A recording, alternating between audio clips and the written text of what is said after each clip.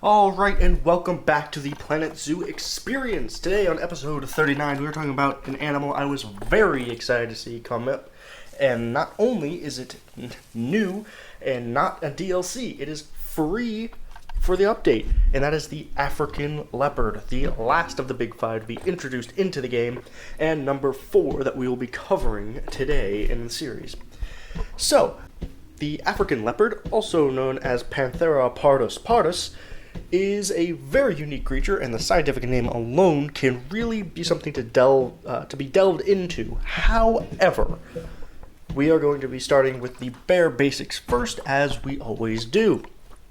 Starting off, they can be located everywhere in the sub-Saharan Africa, whether it is in the Congo Basin, all the way up following the Nile River into Sudan, but not quite making it to Egypt anymore, or as far as the furthest southern tip of South Africa.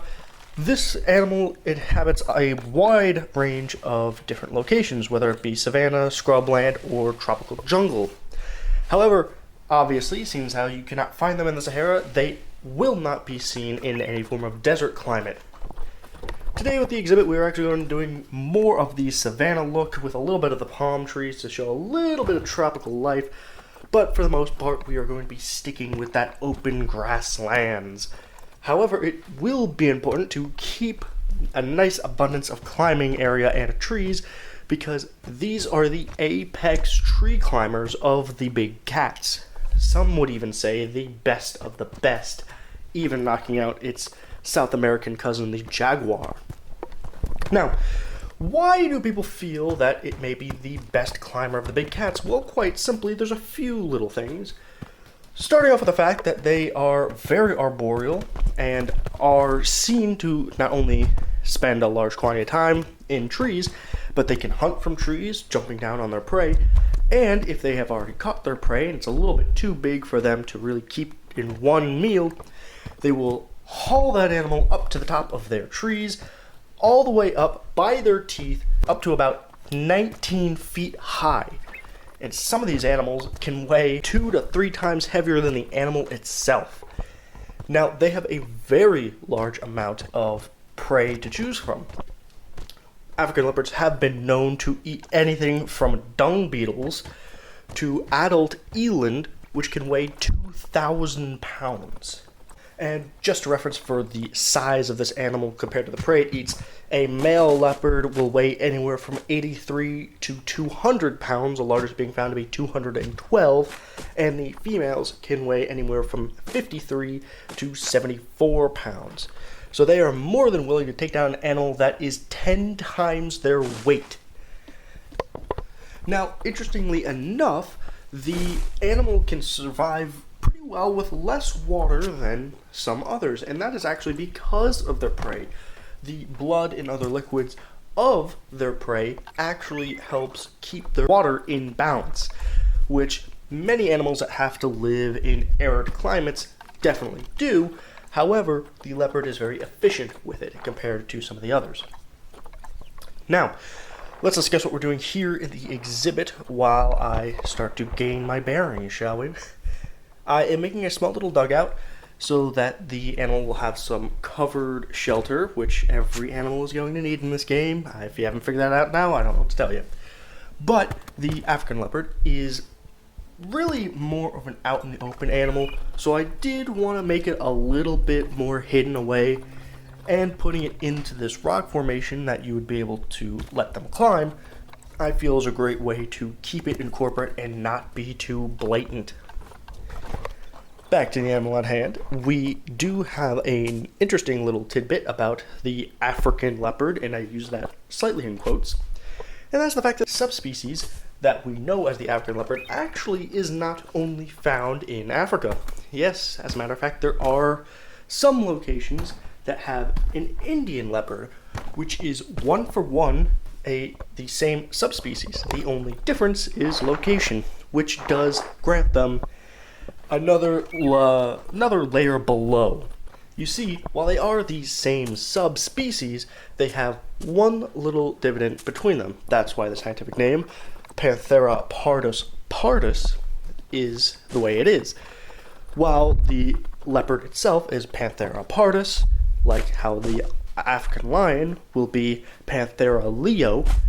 Africa tends to be where the original, quote-unquote, scientifically named leopards come from, as with many other big cats. That being said, it does mean that the Asiatic versions of the leopard are very closely related.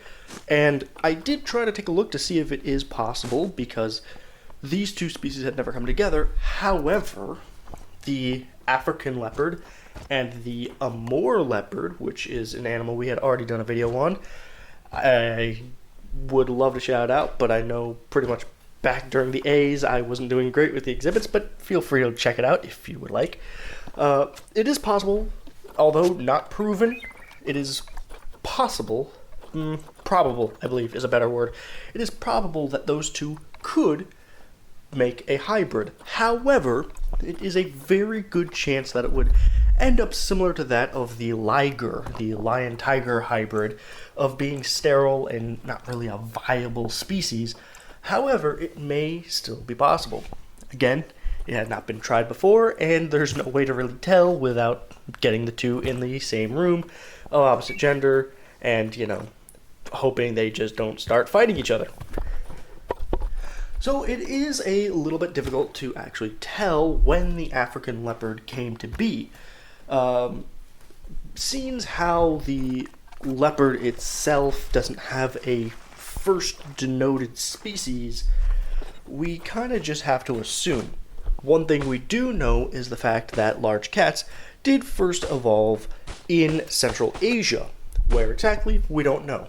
But seeing how all the species had delineated from that area, all of the Panthera genus had started somewhere in that region. We discussed this a little bit in the clouded leopard video, which, interestingly enough, the clouded leopard and the snow leopard are not actually leopards. And the African leopard is an actual leopard. It's very confusing. Big cats are very confusing. We don't have time for all that today, but the first known actual leopard to come into being was first seen in Africa roughly 3.8 to 3.4 million years ago. However, that may not be the first leopard species, just the first one to enter Africa.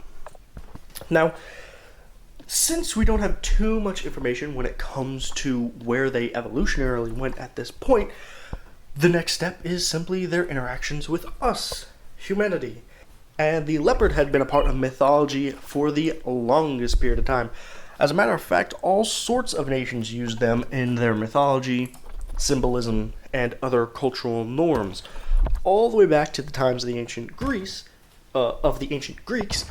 One of the main pantheonic gods were actually denoted as being symbolized by the leopard, and that would be everyone's favorite divine partier, Dionysus, the god of wine and insanity.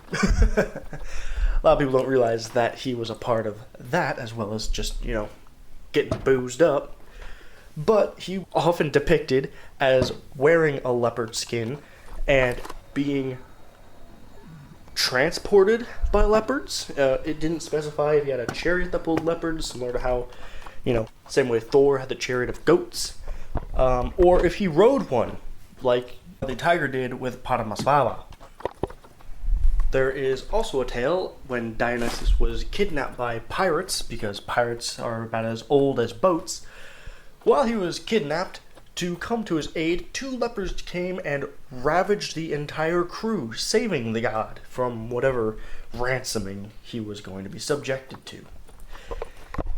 Now, of course, the Greeks aren't the only one, as it is an African species. There are many different stories of the leopard being influential in both ancient Egyptian, Roman, and in the sense of the Benin Empire and the people of the Ashanti, they were seen as symbols of their royalty, whether it be the king or the emperor at the time.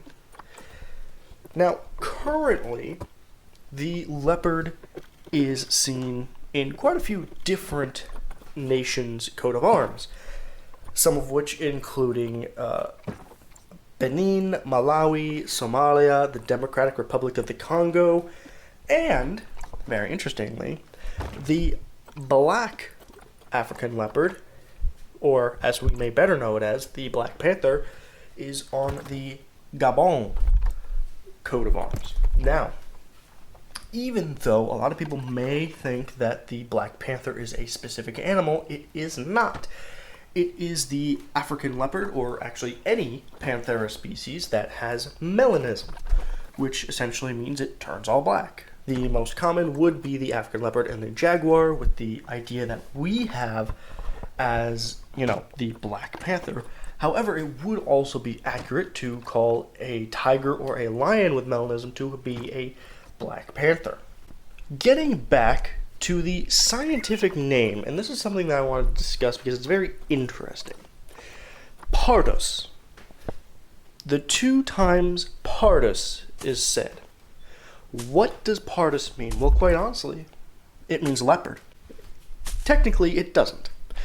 You see, pardos in Greek means spotted. So, spotted panther, essentially. However, there is still another little bit of information that needs to be left here.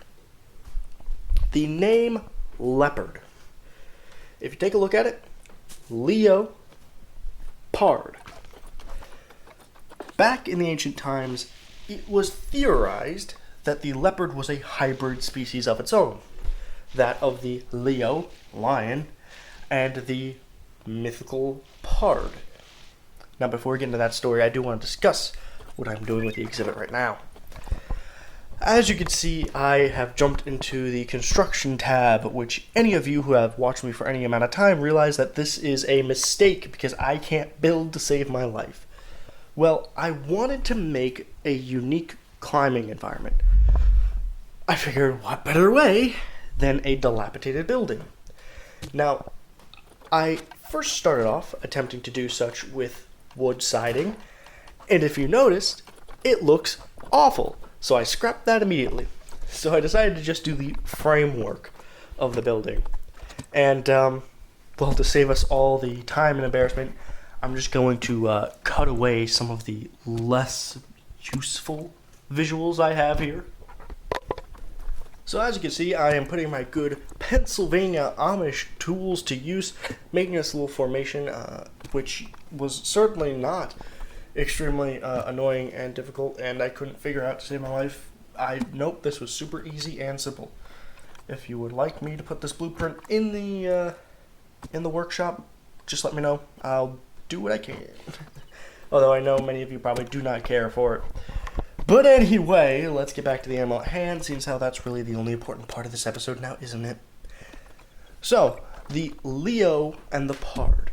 Now, the pard, as I said, coming from the term pardos, meaning spotted, was thought to be the animal that was the other half of the leopard.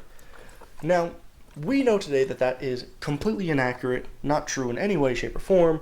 However, it did lead to a very decent amount of artwork done of the pard, which I do want to emphasize, I'm saying pard, because we live in a time where one slip and I get banned from any social gathering. There were many expeditions done by many explorers to find the legendary pard in an attempt to find this missing creature, similar to that of the treks throughout the world to find the Fountain of Youth. However, no expedition did come up fruitful because, well, quite simply, there is no pard. Which is why the leopard got the scientific pard to denote it as being the spotted panther. Or back in the day, there actually was not a different term for a cheetah or a leopard. While they can be confused, there's a good way to tell the difference, and that is between the spots. Cheetahs have what I call pin spots, which means it is a singular solid dot, while leopards have an open cloved spot. 2 different distinctions are being put up on the screen. Thank you, Prem. And quite honestly, I feel like it is a very large disservice, since how they act and are completely different in every way. They're just ever so slightly similar because they are cats with spots. Now, with all that said and done, as I finish up this exhibit and the little clustered do I dare call it a building? What is its status? Well, it's near threatened, I think. It's kind of hard to tell. The Asiatic species of the leopard is straight up critically endangered, or at very least endangered, while the African variety is kind of, it's hard to tell. So it kind of balances out to near threatened, and we're going to keep it as that. Now, what are some of the issues that the African leopard specifically has to deal with? Well, a lot of things. Being a part of the Big Five, there is no surprise that they struggle with mass hunting. Everyone is desperate to track down the elusive and dangerous leopard. And while I understand to an extent, I am the son of a hunter, overhunting and poaching truly causes an issue. And some of the overhunting has to do with its combatants with humanity. See, herders desperately try to protect their herds of whatever it be, goats, oxen, cows, by poisoning meat and leaving it out to be eaten by local predators. Well, that kills the cat. There's no Schrodinger's mystery there. We all know the outcome. And of course, on the topic of killing, there's also the killing for their furs, because it is a beautiful fur. Of course, people are going to want to wear it, as well as using its claws and teeth and whatnot. Don't worry, not Chinese medicine, but they are used as charms, whether it be good luck charms, bad luck charms, voodoo, whatever, madoohickeys.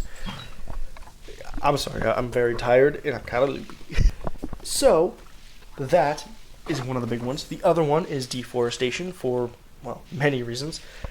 There's the deforestation just for lumber companies, for mining operations, especially in places like the Democratic Republic of the Congo, because, oh boy, nothing says Democratic Republic like slave diamond mining children. God, I can't believe that's still happening. And, of course, the infamous palm oil plantations, which we have discussed many a times in many different episodes. So, with that all said and done, I do hope you enjoyed the episode. I was very excited to do it. I actually had made the exhibit before the animal even came out because I was that hyped for it. And I hope you enjoyed the video. If you do, please leave a like, comment, subscribe, all that fun stuff. We all know how it works, yada yada yada. And until episode 40, when we talk about another new animal, the African spurred tortoise, thank you very much.